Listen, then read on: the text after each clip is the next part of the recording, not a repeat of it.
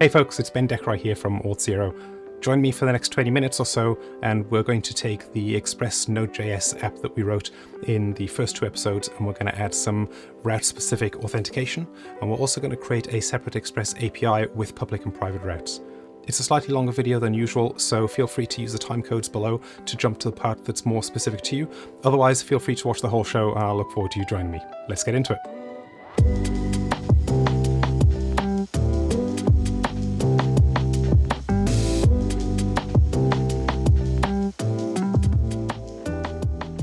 In the first two episodes of this series, we created a Node.js Express web application, and we added EJS as a templating mechanism and added Auth0 for authentication so that we could log in and get a page similar to this one where we can see the profile picture and the name of the person who's logged in. If you want to revisit those or you missed out on those, click on the link up in the top right-hand corner and have a look at those maybe before you've watched the rest of this video. If you're okay to continue, let's carry on. And what we want to do today is to create a second page in our web application that forces login. At the moment, the home page can be viewed when you're not logged in. We just don't see the user information. So we want to create a secured path within the web application that you have to be logged in for. And we're also going to create a simple Express-based API that we can connect to from our web application. And we're going to create some public and private endpoints in there as well, again, integrating that with Auth0. Let's get cracking with the web application first.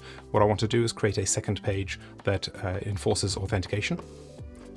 Over here we can see the main app.js that we wrote last time. The routing is all handled by this index router, which is defined in the routes index.js. And we only have one handler at the moment. If we make a request for the home page, we basically render the index template.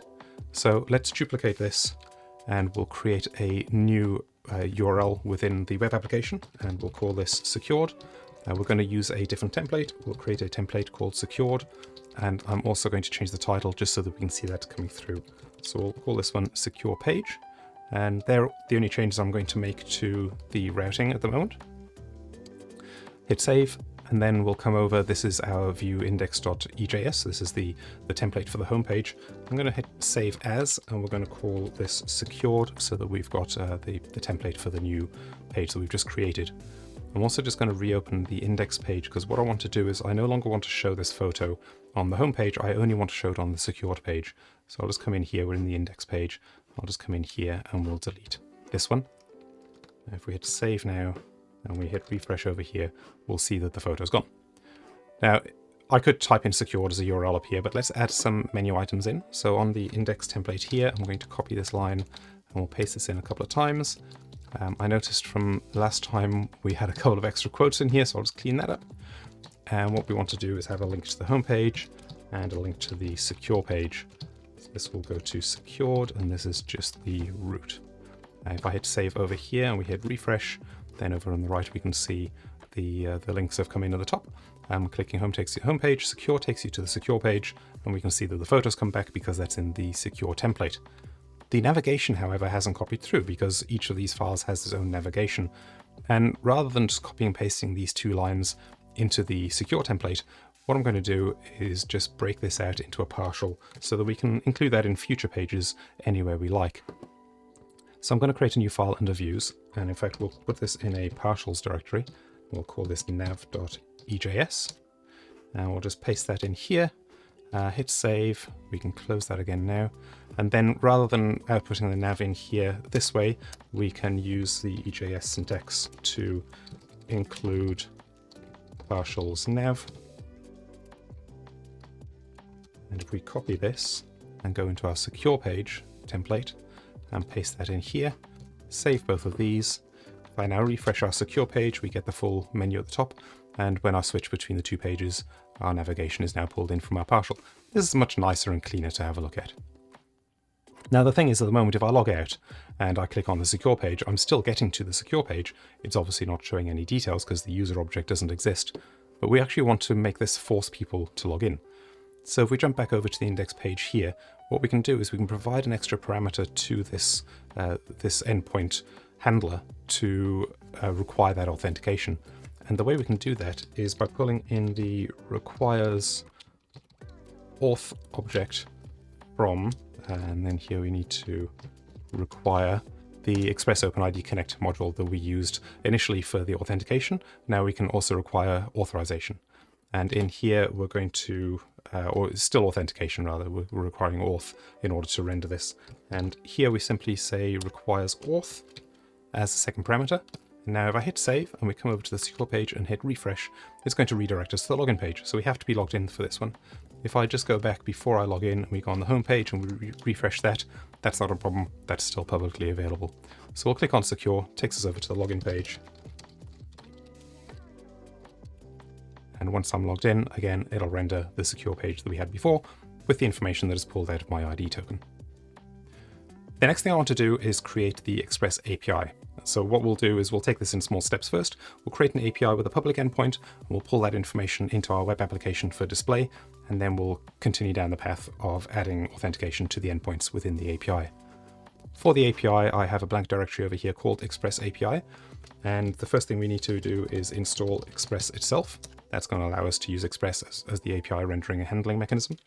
And in the same way as we did for the web application in the first two episodes, rather than running Node manually every time and having to restart it when we make changes to the files, I'm going to install the dev dependency here of NodeMon.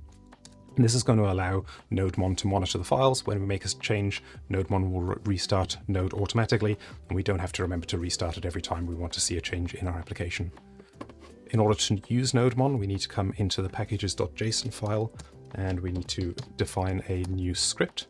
The script we want is the start script, and when we run npm start, we want it to run NodeMon, and app.js is going to be our entry script. So now we can come in here and create app.js. And again, very rudimentary, we're going to define Express there, and then we're going to define a new app, which is basically the instantiation of Express. And we want to have a single endpoint to start with. This is going to be the public endpoint. So app.get, and if we get a request for the public endpoint, we are going to call this function that receives the request and the response. And the way we're going to handle this request is just to do a response.json to return some data. And for now, we're just going to say type is public. Finally, we need to start the app itself. So we need to listen on port. We'll use port 5000 for this one. The other application's running on port 3000. We'll run the API on port 5000. And now if we run npm start down here, we can see it's now watching the files and it started the application. And if we open a new tab and we go to localhost port 5000/public, we get the response there, the JSON response of type is public. Okay, that's great. Let's now get it to display this information at the bottom of this secure page. So we'll flip back to the web application, and on the secure page itself, before I forget, we'll just output the data that we're going to get from the response. So for this, it's going to be a JSON response. So we're going to use JSON.stringify. We'll pass in the data, which we'll collect in a second, and just a little bit of formatting. And I'm also going to wrap the whole thing here in a pre-tag just to make it a bit easier to read on the page. So we'll just save that, and then we'll come back into our index page here. So under the secured endpoint here, we want to do a bit of work to get the data in. I also always like to define the default, just in case we're not able to receive information from the API. Maybe it's down, maybe our internet connection is broken, could be a number of issues. So by default, we're going to create an empty object of data, and then we can pass that data into the template. So if I save this now, we should see that come through at the bottom there. Now what we want to do is actually get the data from the API though. So we're going to need to install another module. I like to use Axios for HTTP-based requests. If you have another module you prefer to use, that's fine too. So I'll just stop the application down here, and we'll install Axios. While that's happening, I'll come in and we'll pull Axios in at the top. That's happened, so I'm just going to start npm start the application again. So we've got our Axios handler there. So now what we can do is we can get an API response. which is going to be the result of, we're going to do an await on this one. So it's going to be the result of axios.get. And the endpoint that we're calling is HTTP localhost port 5000 public. Now, because we're doing an await here, we're going to have to make sure that the handler function is an async function. So we'll just put an async in there. And this could fail. So let's also wrap this in a try catch. I'm not going to do anything in the catch. We'll just catch it. And if you want to do some error handling of your own, that's something that you can decide how you want to handle within your application. But in case it fails, we're just not going to do anything. If we do get an API response, though, then we can say data is going to be equal to the data returned from the API response, and that should now go into our application. So if I hit save on this and we hit refresh over on this page here, we can see the type public is coming through. The web application is making a call to the API to receive that and then display it in the template. Right, next thing we want to do is to create a private endpoint on the API. So let's switch back over to the API code over here. And again, we're just going to simply copy and paste this. We'll create a private endpoint and we'll return type as private. Now, if I just hit save and we come over here and change this to call private, we can see that response is coming through. And if we come back into our main web application and we call private here instead, and we hit save and refresh this page, we can see private is coming through. So that new endpoint is working well, but of course it's not actually private. I'm able to make this call directly from a web browser and there's no authentication required. So we need to add some authentication into our API now. In order to do this, we need to do a bit of configuration in the Auth0 dashboard. And the reason for this is the Auth0 in previous episodes we set up to understand our web application. We now need it to understand information about the API so that it can then generate access tokens, which we'll come to later in the video. It'll be able to generate those access tokens to allow anybody who's logged into our application to access the API. So if we jump over to the Auth0 dashboard here and head to the API section of our applications, then you'll see that by default we get a definition here for the Auth0 management API. What we need to do though is create a new API for our purposes. So we're going to create one called Express API. The identifier is generally a URI. It doesn't need to be, but to keep consistency, we generally use that. It also doesn't have to be the exact URI of your API, but again, just for reference purposes, it makes it easier if that's what you put in here. So I'm going to keep with consistent practice, and we'll do localhost port 5000. Create that one. Now on this page here, we go straight into the quick starts again. I'm going to click on Node.js, and what you get here is basically a complete app.js that you could just copy and paste and get going straight away. Obviously, we've got some of these endpoints already in there and some of this configuration, so I'm only going to copy out the bits that we need in order to configure our existing API to integrate with Auth0. So the first thing we need to do is to install a couple of extra modules. So I'll just put those in there and we'll stop the application. So npm install, we want to add express JWT and JWKS RSA. Yes. Essentially what express JWT is providing us is a standards compliant way of receiving a JSON Web Token in the bearer token, the authentication headers of the request that comes into the API. This is not specific to Auth0. Any OpenID compliant identity provider is going to issue JSON Web Tokens that can be interpreted and handled using the Express JWT library. The JWKS RSA library is allowing us, because we're using RSA 256 as a signing algorithm for the JSON Web Tokens, that's a public-private key-based signing, and in order to get the public key from the issuing authentication server, the JWKS RSA library allows us to do that really easily. And the way we do that, if we switch back over here and look at this code, is to define this JWT check. We'll copy that line as well, and then we'll go through that in here. So let's paste this in. So we're defining this JWT check, which is a way of checking the JSON Web Token. And we're basically saying that the secret is defined by using this JWKS URI, again, part of this JWKS RSA library, and saying this endpoint here will give you the public key from the identity provider so that you can use that to verify that the JSON Web Token hasn't been tampered or modified in transit. It's also defining here that the token is only valid if the audience is localhost port 5000. This part here aligns with the configuration we put into Auth0. And then we also want to make sure that our auth0 tenant is the issuer. Unless the token was generated by this issuer here, we're not going to accept it. And finally, we're saying we will only accept tokens that are signed using RS-256 hashing algorithms. This line 18 here basically tells the whole application to say you need to make sure that JWT check passes in order to render any pages. So let's hit save, and we'll come back over here to the private page, and we'll hit refresh. Need to restart npm. We'll hit refresh, and we can see that we're getting no authorization token was found, and that's great. The only downside is that if we go back to our public page and hit refresh, we're getting the same thing there. And the reason for that is this line 18, where we say the whole application needs to use JWT check before proceeding. We only want this one endpoint here to have a check on it. So what I'm going to do is I'm going to copy this, and we're going to pass that through as the second parameter. So this is something that needs to pass for this endpoint to be able to be rendered.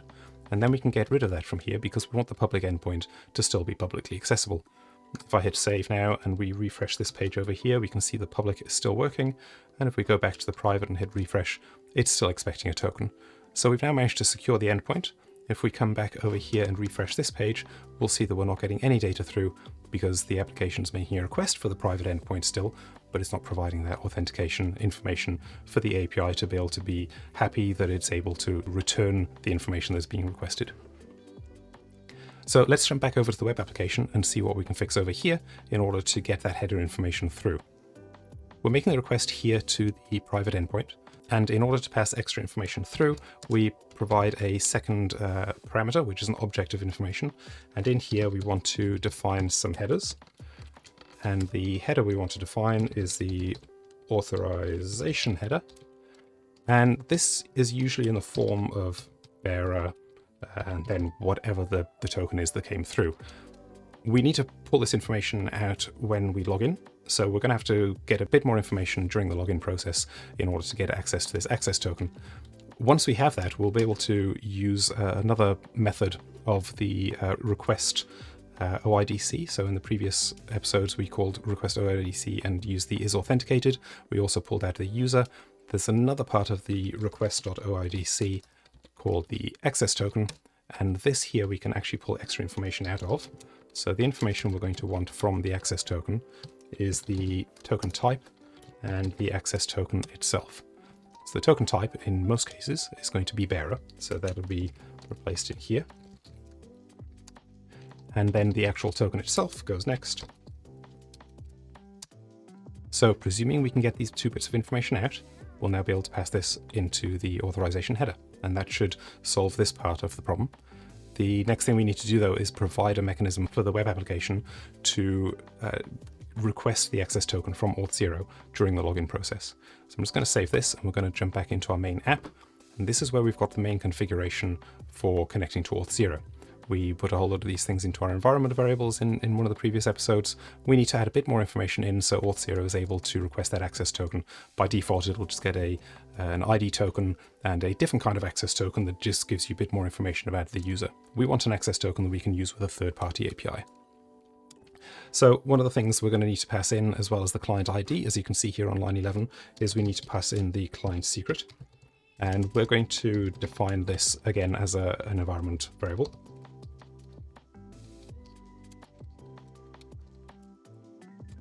And the other bit of information we need, I'll just paste in here and we can go through.